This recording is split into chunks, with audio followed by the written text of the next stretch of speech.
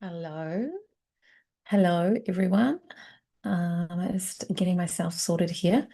Just thought I would come in for a chat. Let me make sure this sound isn't going to echo through. Get rid of that. Yeah, just wanted to pop in. We've got Awaken the Witch Within coming up on the weekend. I am coming in my pajamas pretty much. We've just had a really stormy day here. It has been ferocious spring storm. We haven't had any power outages or any disaster here, but we have heard the um, siren quite a few times. Um, so yeah, just feeling into what's coming up for the weekend for Awaken the Witch Within. I have that coming up on Sunday, my time, Saturday for the US. And yeah, just feeling into like aspects that need to be shifted, that are coming up that want to be shifted before we close out this 9 year. And the cards that just jumped out actually is disappointment. What disappointment are we wanting to close out? And the five being a ending of a journey number. It has a beginning and an end, and it has a spiral through it there, that curve.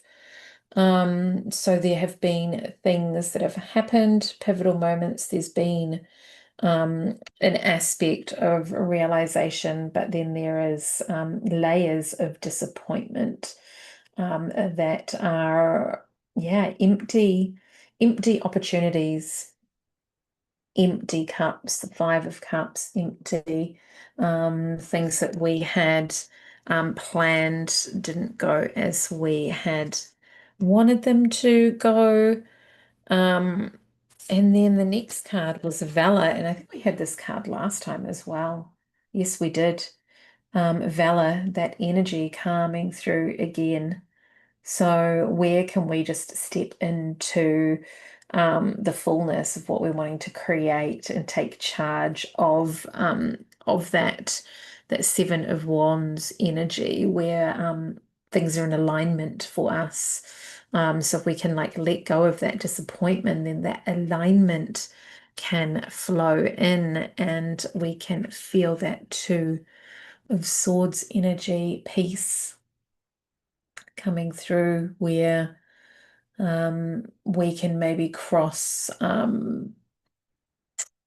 into and focus solely on something that we're wanting to grow and have that peace, but that airflow behind everything that we're creating there.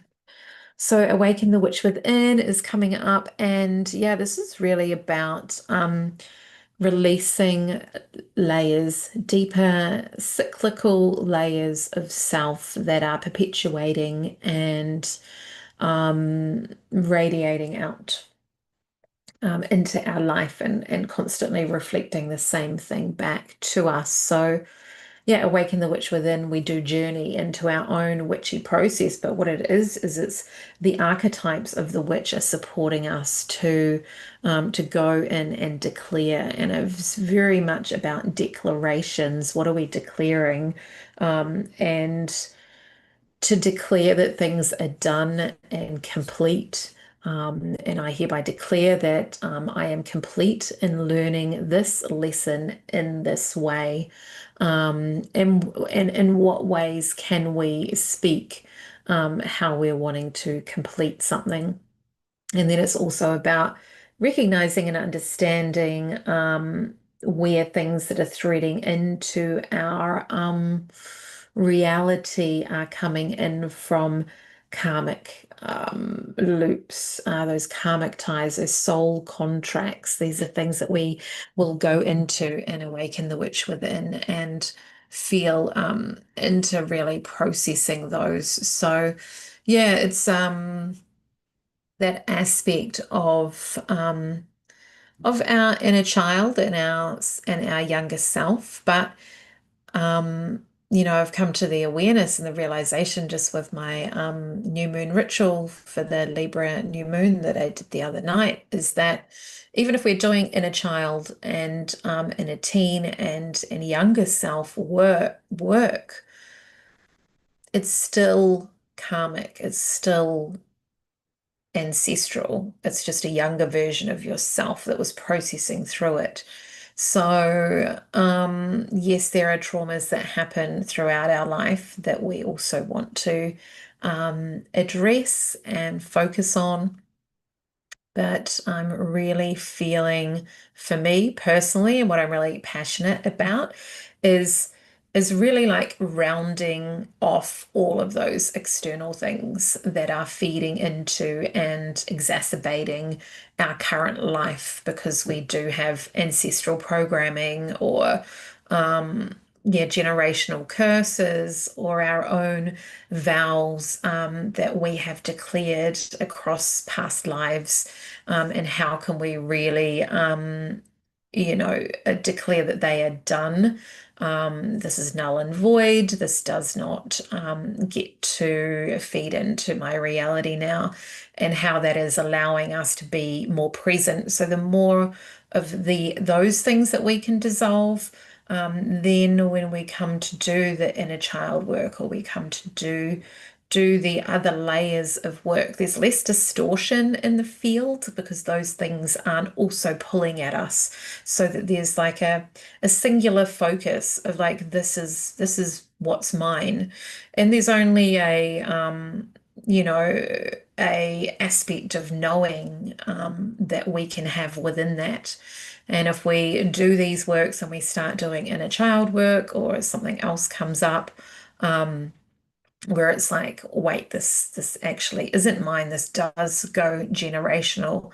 That's okay too. Then you reframe and you look at a different process or a way to kind of unravel that or reintegrate it or release or let go or surrender or yeah, embrace that part of self, integrate that part of self back in to the whole unit. So it is really a thread of taking the entirety of the experience that you're having and then um using some objective workshopping of self, where we can just really write down and have a map, and then feel into the threads of where they go. So that's your own personal journey that you're writing down, you're journaling in your journal. But when we come together for Awaken the Witch Within, there's going to be threads of that come in.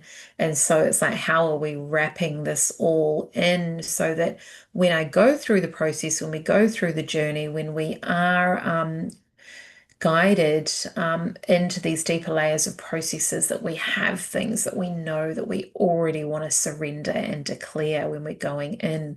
So we're journeying with Hecate. I always love journeying with Hecate, guardian of the crossroads. The crossroads is where we meet ourselves, where we meet the devil at the crossroads, the angels are there with us, where we meet our past self, future self. These are all aspects of the crossroads.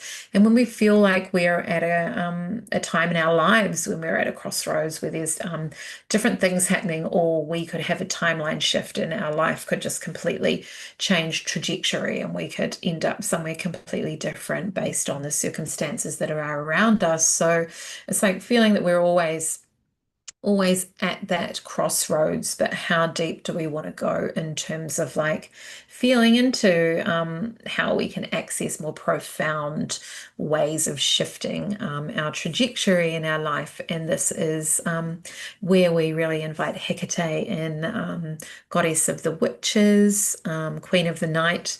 And so she really is that guide, and her labyrinth aspect is really what we bring through to journey with that cycling. Like what is the cycle? What is the labyrinth? What are we going into and maybe can't spiral out of? And how can we shift that so we can get through it?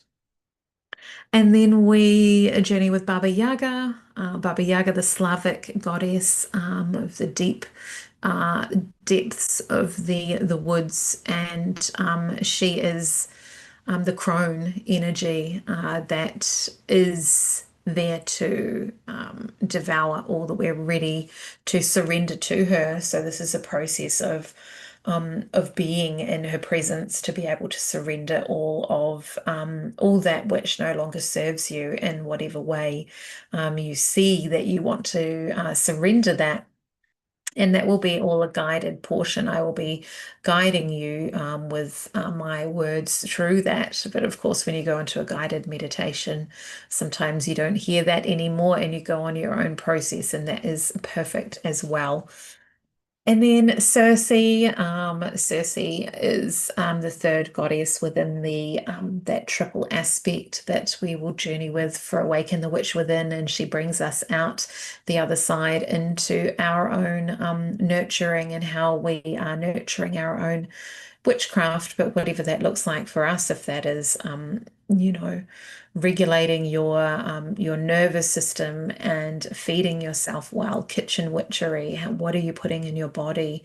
What potions, what teas, what herbs are you using within your cooking to nourish your body, and then what other aspects of that witchcraft are coming out, the clear senses coming online more, and using the divination aspects, um, and all of the other aspects. So Circe really welcomes whatever is arising out of that process. So this is the journey that we go on with Awaken the Witch Within. It's something that I do a couple of times a year to bring through, depending on the time of the year and what's happening energetically and within the celestial bodies that is in alignment with this. And the alignment within the celestial bodies is Neptune being back in Pisces until January the 24th, I think. And that is signifying an end of a cycle that started, I think, 14 years ago. And so that configuration with Neptune being in Pisces won't happen again for another 150 years. So the energy that Neptune brings through with the depths, the access to the emotions, and into Pisces with that Piscean energy of going into the emotions and into the depths and being able to process those deeper layers of aspects of things. And so it's looking at what are we utilizing that energy to help us close out for the end of the 9 year, the end of this year of the snake. And